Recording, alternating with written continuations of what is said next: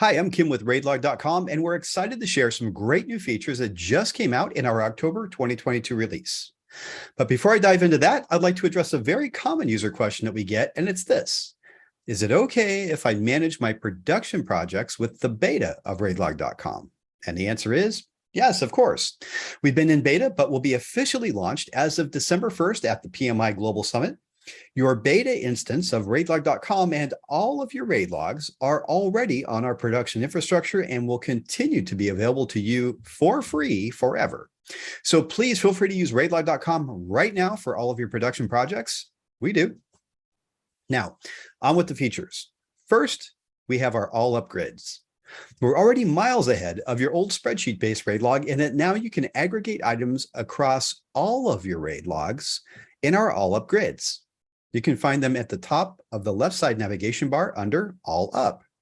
You can see here we have all risks, all actions, all issues, and all decision grids, which show a roll-up of each RAID item type across all of your projects and RAID logs.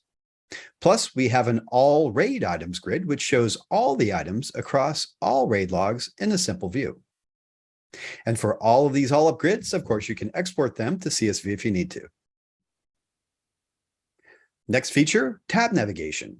Based on feedback from you, our beta users, we added a simple tab-based navigation at the bottom of the views, which means that you are always one click away from risks, actions, issues, and decisions. Next, we autosave the grid layout. Now, all of your grid views, the risks, actions, issues, decisions, and even the all-up views remember your column settings. This includes the columns that you show, their order, their width, filter, and sort order. This way, when you navigate back to the grid, it remembers your preferences.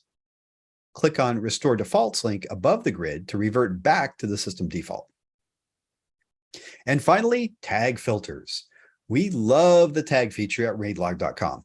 You can create your own custom tags and tag any RAID item or project in the system so you can easily categorize RAID items by characteristic or commonality.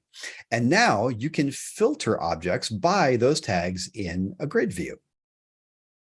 Quick side note on tags, they are currently case sensitive, but in an upcoming release, we will make them case non-sensitive or unsensitive, desensitized, whatever the term. The system won't care what case the tags are in.